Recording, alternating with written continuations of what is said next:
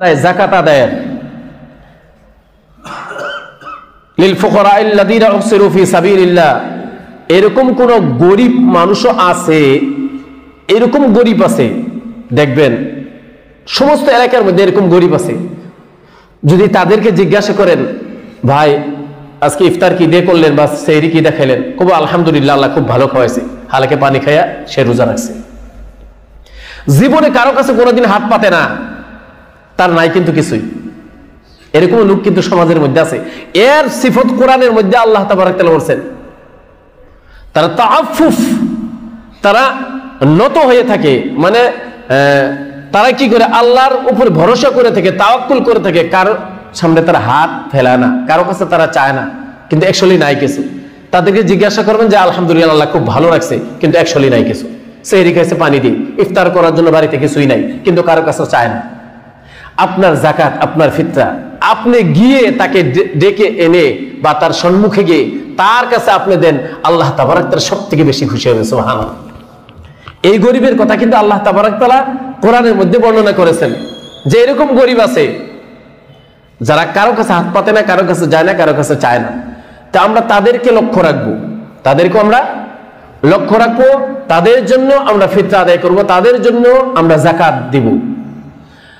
আর ফিতরা আর যাকাতের মধ্যে ডিফারেন্স হইল, ফিতরা তো সকলের উপরেই ওয়াজিব, সকলেই দেওয়া লাগে, আমি যে কথা বললাম। আর যাকাত যারা মালদার 7.5 তোলা সোনা বা 52 তোলা রূপা, এর থেকে অধিক পয়সা বা এই পরিমাণ সোনা বা রূপা বা এই পরিমাণ হিসাব করে টাকা পয়সার অধিক যাদের কাছে আছে, জরুরিয়াতের থেকে বেশি, ঘর ভাড়া দেয়, গাড়ি একটা পার্সোনালি আছে, 2টা ভাড়ায় চলে, তারপরে আপনার দোকান ভাড়ায় চলতেছে বা এরকম মাল আপনার কাছে আছে, তো এগুলির আপনি বাড়িতে আপনার বিবির সোনা গয়না আছে, তো এগুলির থেকে আমরা যাকাত আদায় করা লাগবো, আমাদের জরুরি, এটা ফরজ। আমরা কিন্তু ঘুরে যেভাবে কলেমা পড়া ফরজ, যেভাবে আমাদের ইসলামের ভিত্তি 5টা, আমরা ভাবি নামাজ, রোজা, হজ, যাকাত, হজটা কই শেষ দেই, কিন্তু যাকাতটা যে আমাদের উপরে নামাজের মতোই ফরজ, যাকাতটা যে আমাদের রমজানের মতোই ফরজ, যাকাতটা যে আমাদের কলেমা পড়ার মতনই ফরজ, এটা কিন্তু আমরা গুরুত্ব কম দিই। শতকরা 2.5 টাকা আল্লাহ কি হচ্ছে দেখবেন, আপনি গরিব হয়েছেন, সরকার আপনার পিছিয়ে লাগে নাই, আপনাকে কোনো ওয়ার্ডারও আসতেছে না, কোনো কথা আসছে না, সরকারের সাথে আপনার কোনো তাল্লুক নাই, কোনো সম্পর্ক নাই। যে সময় আপনার বর্তমান বোধহয় 6 লাখ বা এবব কি একটা আছে ব্যাংকের মধ্যে, যদি আপনার জমা থাকে তাহলে আপনার উপরে জিএসটি লাগে, লাগে না গো? জিএসটি লাগে আপনার। কেন? আপনার পয়সা যতটুকুর প্রয়োজন তার থেকে বেশি হয়েছে, এজন্য সরকারকে আপনি ট্যাক্স দেওয়া লাগবে। আল্লাহ তাবারক তাআলা নিজে ট্যাক্স চান নাই, আপনার মালের সাফাইয়ের জন্য, আপনার ভালোর জন্য আল্লাহ তাবারক তাআলা এই সরকারের মতো একটা ট্যাক্স বসাইছে। আমার বান্দা, তোমার তো কিছুই ছিল না, জন্ম হয়েছে খালি হাতে, কাপড়ও ছিল না, লেংটা অবস্থায়, তারপরে তোমাকে লালন পালন করে, তারপরে তোমাকে বড় বানাই, তোমাকে আমি শক্তি দিলাম, চোখ দিলাম, কান দিলাম, হাত দিলাম, শক্তি দিলাম, খাবার জন্য আমি ব্রেন দিলাম, সবকিছু দিলাম।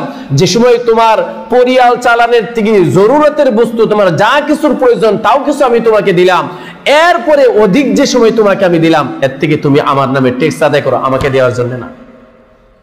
তোমার সাথী ভাই আছে, তোমার বংশধর আছে, তোমার গাঁয়ের এলাকার লোক আছে যারা চলতে পারে না, যারা তোমার দিকে তাকায় থাকে, যে তুমি ভালো মন্দ বাজার করতেছো, তোমার দিকে যারা তাকায় থাকে, এই জন্য তোমার উপরে আমি ফরজ করে দিলাম, যারা খুশি বানাইতে পারে না ঈদের দিনে, যারা রমজানের ইফতার খুশি মতে করতে পারে না, যারা সেহরি খাইতে পারে না, ভালো একটা লেবাস কাপড় পিনতে পারে না, তাদেরও আশা, তারাও কিন্তু আমারই বান্দা, তুমিও আমার বান্দা, তোমাকে আমি দিয়েছি, আমি তোমার উপরে ট্যাক্স লাগাই দিলাম, জিএসটি লাগাই দিলাম, তুমি শতকরা 2.5 টাকা এদের জন্য তুমি যদি খরচ করো, তোমার মাল আমি কবুল করে নিব। এই মালের মধ্যে কোনোদিন কোনো গজব, কোনোদিন কোনো খারাপ নজর আমি আল্লাহ লাগতে দিব না।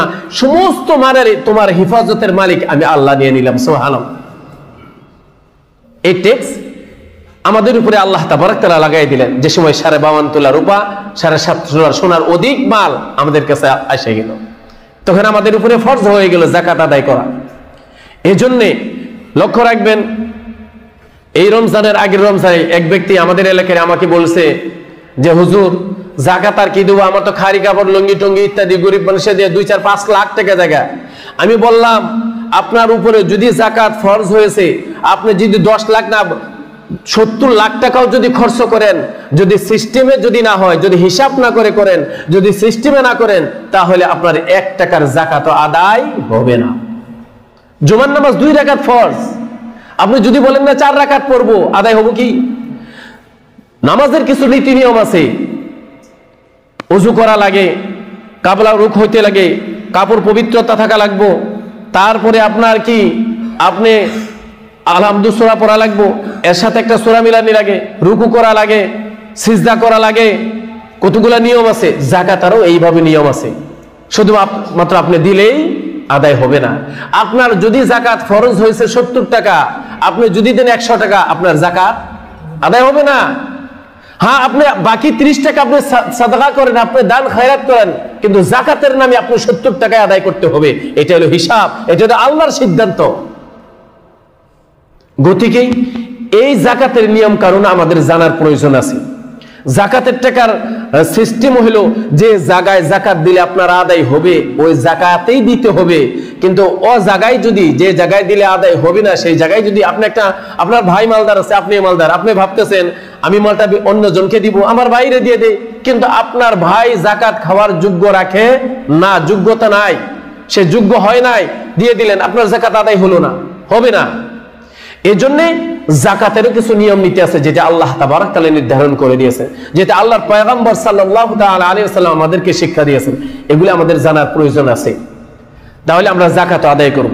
সম্মুখে আবার আসতেছে বোধহয় শুক্রবার দিনগত রাত্রে আমাদের, বা বৃহস্পতিবার দিনগত রাত্রে আসর বাদ থেকে সূর্য উদয়ের আগে আমাদের ইতিকাফ করা হবে।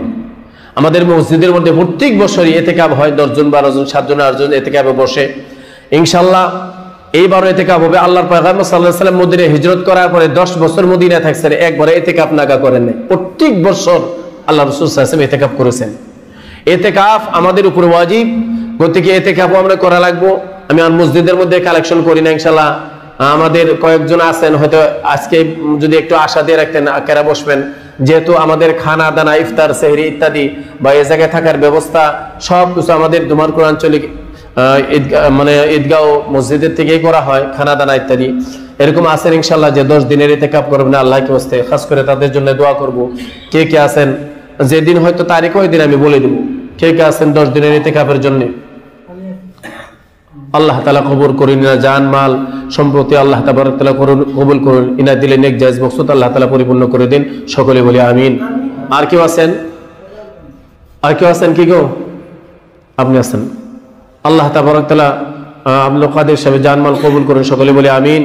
আল্লাহ তাআলা ইনা দিলে নেক জায়েজ মকসুদ পরিপূর্ণ করে দিন, সকলে বলি আমিন। আর কেউ আছেন এই 10 দিন যারা ইতিকাফ করবো, তাহলে আল্লাহর মেহমান হয়ে যাবো, সুবহানাল্লাহ। তারা ডাইরেক্টলি আল্লাহর মেহমান, এই জায়গার মধ্যে আর কোনো ভেজাল নাই।